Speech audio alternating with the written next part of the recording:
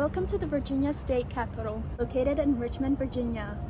Today we're going to be exploring the history of Virginia State Capitol's interior and exterior architecture and decorative styles and preservations of the Classical Revival era. Let's get started. As the neoclassical style was introduced to America, the construction of the Virginia State Capitol sparked the manifestation of the Classical Revival style. In 1785, as Thomas Jefferson was serving as the American ambassador in France, he was asked on behalf of the Richmond authorities to design Virginia's new capital. In wanting to eschew from the prevalent provincial English Georgian style, he wanted the capital to stand out in its architecture. Now, he was at the time in France. Jefferson was then serving as the United States ambassador to France. So Thomas Jefferson faced this building that we're in now on this ancient Roman temple in southern France. Called Maison Carrée. It's an almost 2,000-year-old Roman temple still standing in being France, southern France. So in France, he hired a model maker named Jean-Pierre Fouquet to make a model of his capital for the over here, in this case on the right, is the very model made by Fouquet in Paris in the late 18th century and shipped at that time to Richmond. As it happened, every time they painted the exterior of the Capitol building, they painted a model.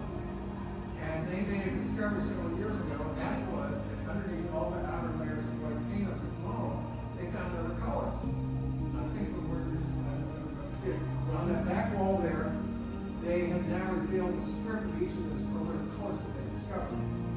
Tan, gray, beige, gradations of that. So that was a great document for the architectural historians that they made that discovery.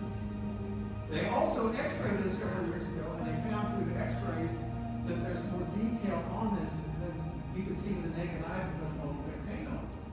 So based on x-ray findings, they made the modern copy over there that shows the very detail, which is on the original, but which you can't see because of all the thick paint.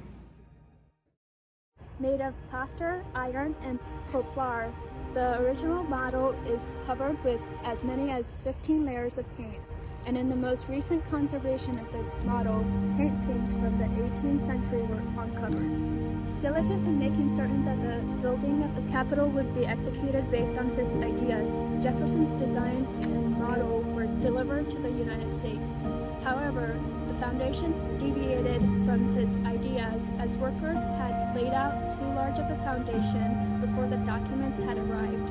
Builders also raised the first floor, which led to the exclusion of the ceremonial steps leading to the south-facing portico. The first American government building to be called a Capitol took 3 years of construction. Construction used both free and enslaved labor, skilled and unskilled workers, as well as local and traveling artisans, some of whom traveled north to work on the United States Capitol. As a marriage of a Roman temple, the Capitol is situated on top of a major hill, which at that time could be seen from the city and was faced toward the James River. Surrounded by the cast iron fence, the four-leveled building is constructed of brick and covered with stucco. These 8 Ionic columns that are 4 feet tall contain the original pine tree center posts. Its roof resembles Roman architecture with a pediment temple style, but the gabled A-line roof is not what is seen from the inside. As expected, entering the Hall of Presidents, there is a dome with a skylit rotunda. Directly above the life-size statue of George Washington, much like the walls and ceilings of these great rooms surrounding the rotunda are designs of classical revival and federal style motifs with bright painted colors. As the rotunda is not part of Jefferson's initial designs, it was important to employ modern architectural vocabulary and a different palette of materials. As intended by the initial designs of Mr. Jefferson, repairs, upgrades, and add-ons of the landmark are made possible. Some of these ornamental designs have been revealed to the primary look of the Capitol, while some that are added on are more modern selections, while still reflecting finished touches of the classical revival era. To preserve any works done in the 18th century, changes are voted in by authorities and design consultancy who specialize in historical preservations. In wanting the original construction to be recognized as Jefferson's designs, new designs have been critically incorporated to align with the primary build, but also be acknowledged as additions. In the many renovations the building has gone through, original finishes have been uncovered, including wall and door paints. For example, during the renovation of the east and west wings of the Capitol, builders discovered the original primary use entrance doorway, which they left exposed for the enjoyment of visitors. Another great example of how the Capitol has been preserved are the original desks in both the House and Senate chambers, which are still in use. To recognize the Federal-style period, Virginian patriotism is appreciated through the application of dogwoods on carpets, doorknobs, light fixtures, and ceilings. These decisions are not made lightly, as every primary part of the Capitol is seen as a historical monument. Thus, in preserving each ornamental finish, they are examined and documented for future research. On my visit to the Virginia Capitol, I had the pleasure of interviewing Mrs. Susan Clark Sharr, who is the Clerk of Senate. Mrs. Sharr has been involved in the material selection process of the Capitol's renovation since she began her career in 1974. As we explore the Capitol, Sharr points out how the Capitol's authorities have gone to great lengths to preserve the original works of the Capitol. It was always very dark. They had chandeliers in the door, not very attractive. So then comes the lighting expert consultant, and with his catalogs from 1904, 06, and we picked out a design on the base of one photograph, and these were made by a very small factory in Franklin, Virginia.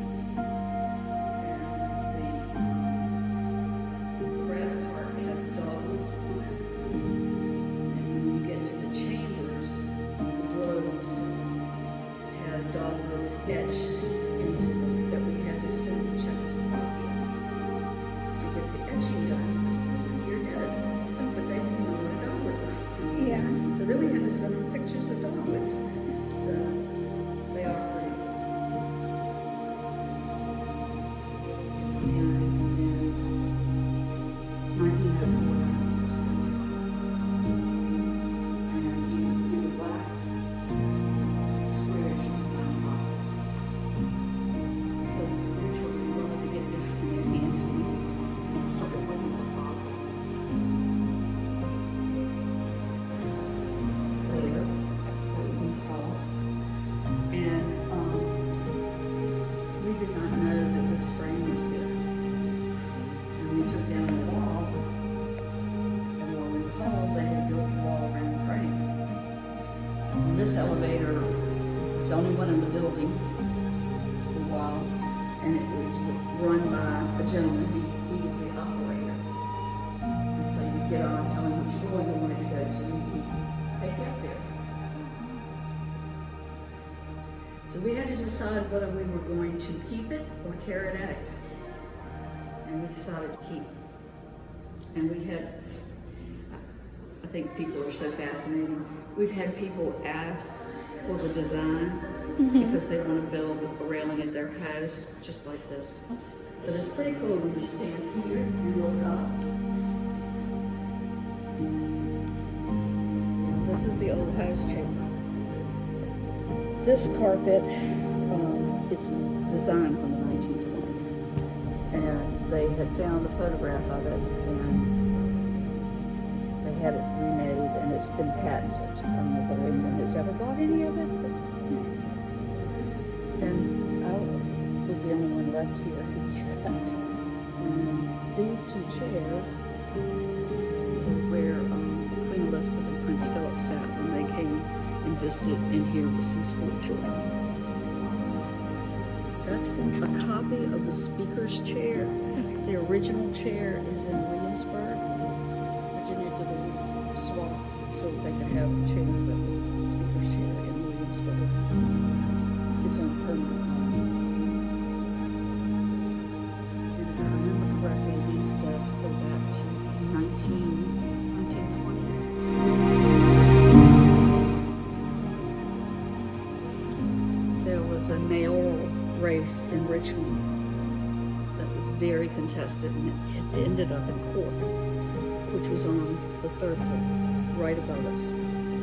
And they had like 300 people packed in the courtroom. It collapsed all the way from the third floor down to the first floor. And 60-some people were killed. Then they had to decide, well, what are we going to do?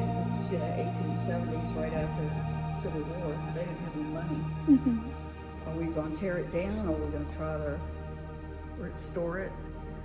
And the decision was made to restore it. Thank goodness. Because of the diligence in preserving these historical structures, future styles of architecture and designs have and continue to be influenced by the primary building that established the classical revival style.